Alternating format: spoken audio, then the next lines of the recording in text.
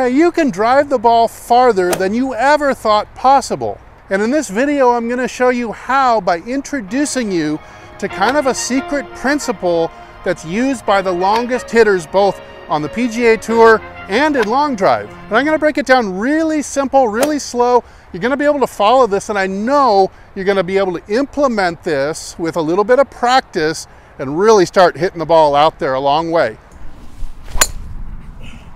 So let's look at a few swings of really powerful hitters, starting with the modern PGA Tour. Here is the guy who currently leads in clubhead speed, and that his name is hard to pronounce. It's, I believe, Aldrich Pottgeister. And boy, really just crushes the ball. He does so many great things for power. But we're going to focus in on just one thing he does during the downswing that makes him so long off the tee. And now for a flash into the past. Remember when John Daly stormed onto the scene in 1993, winning the PGA Championship as an alternate? I mean, the balls on this guy get into the field at the last minute and just play so loose and aggressive and not even care who he's beating on the scoreboard. Well, the young John Daly swing also employed this principle that I'm going to show you today. Now, lastly, let's look at this photograph of a long driver. You could probably call him the father of the modern long drive tour. His name is Mike Dunaway. He's the founder of the 350 Club, was featured on the cover of Golf Magazine a couple times, and actually had his own TV show where he would challenge other long drivers, PGA players, and celebrities to a long drive contest every week. And he went undefeated. Now, Mike Dunaway could clearly smash the ball out there back in the late Persimmon era. But let's look at this picture on the cover of this book that Mike was on. It's a picture of him at impact. It's one of my favorite photos of all time because you can really start to hone in the principle that we're talking about in this video, and that is what his mentor Mike Austin, my mentor, called the figure 7. So what is the figure 7 exactly? That is the number 7 that gets formed between the left arm and the shoulders. See, there's a number 7 forming right there. And what Mike Austin always used to tell me, and this is exactly what you're seeing in this photo of Mike Dunaway on the screen, is that the longer that you could maintain the figure 7, the farther you would hit the ball. So this is what all those long hitters are doing to get so much clubhead speed and so much distance. Let's take a closer look now. So if you can get set up at address correctly, which means the left arm is going to be extended and trying to overlap it almost over the corner of the pec like this, and you form this one arm measurement to the ball just like that, and then you set the right side under like this. You can see I've already got the beginnings of the 7 forming, but the 7 doesn't start really to get deep until I start to draw the club back and the left arm starts to wind across my body. Now, I believe that the left arm in a really good swing should advance about 2 hours across the chest. So let's take a look at what that would look like. If I only move my arm, and I moved it 1 hour. So there the club, if the club started from my perspective at 12 o'clock on the clock, and I draw it back to 1, you see my elbow is now in the center of my body, splitting.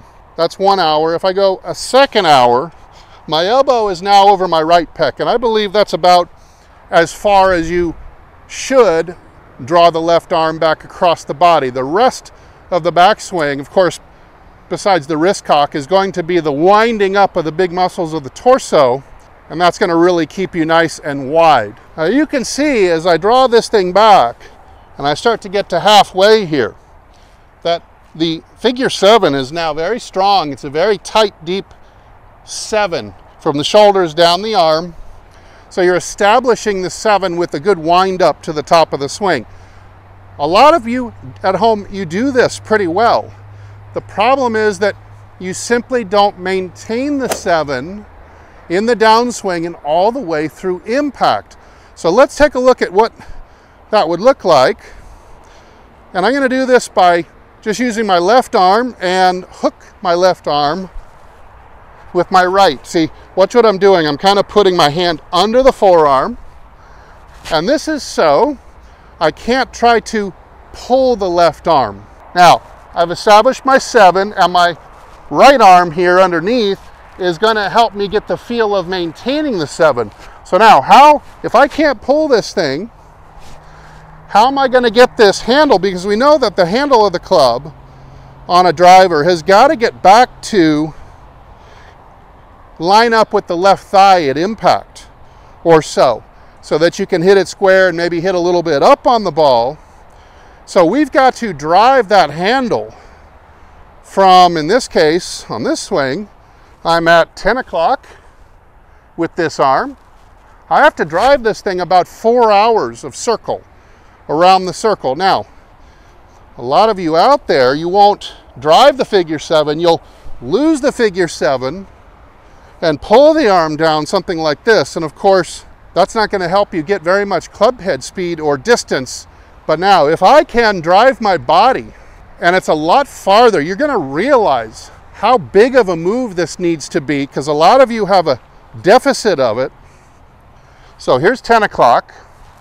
Now I need to drive this thing by shifting over. So here I have unweighted the left heel. I'm going to step back down and make a lateral shift of my center of mass to at least my instep, and possibly as far as my center being on top of my heel as I go through the ball. So step down, lateral shift, and rotate, rotate, rotate. Now a lot of you are going to quit right about here, but see, I'm still at 1 o'clock. From my perspective, I got another hour to go, and so you realize how far you've got to go in order to get the handle of the club to get to the left instep, which is about right here. Then of course, all this time I'm putting back what I borrowed with the forearm and the wrist to square it up just like that. But it's a heck of a lot farther to drive that figure 7, but if you can maintain it, you're going to get a hell of a lot more speed, and you're going to hit the ball with better launch conditions and spin conditions, and you're going to get distance efficiency as well. Now, besides the people who pull, which means you're going to try to hit with the arms but not move the body, and so that would be breaking this through this wrist and pulling the club down like that, so there's no 7 left. You've totally lost the 7. The other thing that I see a lot of people do is they don't pull with the arms, but they don't advance the 7 either. So let's take this back to 10 again. Now, if I don't advance this, but I throw the club, well, now there's your typical caster who bottoms out too early, hits it fat. With a driver, you might hit pull hooks.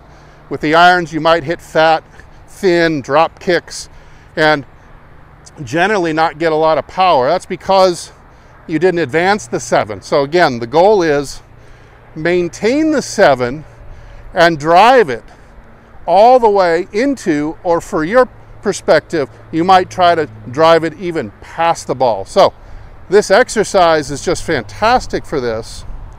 Wind it up nice and wide, hook your forearm, and now drive. And keep driving until you get that handle out in front of the ball. And then if you watch all my other videos, the next thing I would recommend is you finish this exercise up. See, look at this. The figure 7 is still intact. It's very deep.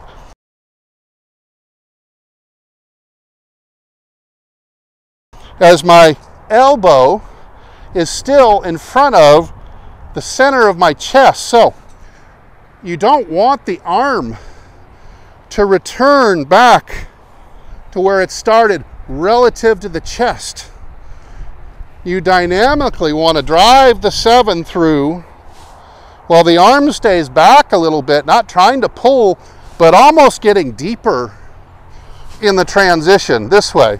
Watch this. So I'm almost letting all the muscles in the upper back and shoulder just relax for a split second, letting that arm actually get a little deeper. And then of course, gravity's going to rip it off the chest as you go through and throw the club. That outward seeking gravity on the arm and the club being thrown outwards. It's just gonna bounce that arm and catapult it off your chest in the follow through. Drive it past. And now, like you see in my other videos, I want you to do a pull wrap from here. Just like that. So, you've seen other videos where I've got either the pole in front of me or sometimes back here, but if you're going to put a pivot into that exercise, you'd imagine the pole being right here. Once you get to here, you do not want to hit your elbow on the pole, but instead wrap the arm around the pole, wrap the club head around the pole, just like that. And you'll see when this happens, you do this right. You drive the figure 7 from, big hitters are getting to 11 o'clock, like Nicholas or Dustin Johnson and others, or even Fred Couples. They're even getting the left arm as deep as 12 o'clock. So if you're hypermobile, get that arm to about 12 o'clock on the clock, looking something like this. Oh, I don't know if I could, something like that. Probably cuts out the mic when I do that. So 10 o'clock is pretty good. 9 o'clock, that's your farthest going back. You'd really like to improve that to 10 o'clock. 11 o'clock would be the eventual goal for a really full, powerful windup. And then again, drive it past the ball, wrap the pole. You start to hear a swoosh sound if you start doing this faster, especially if you did it with like an alignment stick or some kind of whippy stick like that. You start to hear the sound of the swoosh in the correct spot, about 30 inches past the ball, and you'd like it to be around the arc as well. So that'd look something like this. Drive the 7. See, now I'm not where I was at address. I'm dynamically further around and on my left foot more, and then wrap the pole over here, letting the left elbow fold properly. This pivot that you'll be doing to advance the handle of the club 4, 5, even 6 hours around the clock without the left arm trying to act on its own, but instead get driven, relax, and what they'd say, take a free ride down into the ball. It causes you to start using the shifting of weight of the pivot from right foot to left foot, and the rotation of the chest starts to turn this into an extremely powerful engine. Kind of establishes your baseline for speed. Then this wrap the pole move or whipping move of both wrists like this, slowing the handle down, is acting like your multiplier. So if you could get the handle of the club by driving the pivot, you're going to be driving this thing quicker and quicker. So advance the 7 faster and faster. Just like that. You're getting this end of the stick up to as high a speed as you can. So let's say that you can get pretty good at this and you start driving that handle of that club, let's say 20 miles per hour at its peak, which will occur, somewhere in here. Then you want it to slow down by doing that release like that. And that's your multiplier. So if you can get 20 miles per hour, but you can get a 5 times multiplier by making good release, you can get that club up to 100 miles per hour. And now you can play any handicap you want. If you can swing 100 miles an hour this way, distance is no longer limiting your handicap all the way down to a 0. But of course, if you do not get the multiplier, you can accelerate this to 20, but then you do something like this through, let it collapse, or maybe you just don't, you're holding it or you're not throwing it or whipping the club head. Well, then you might get a multiplier of only times 4, and now you're only at 80 miles per hour. Despite your best efforts, you're only creating 80 miles an hour. This is what I see in a lot of students, is they can only create 80 miles an hour because they just don't get the multiplier high enough. And just that one little extra times from 4 to 5 It's all the difference in the world to your club head speeds.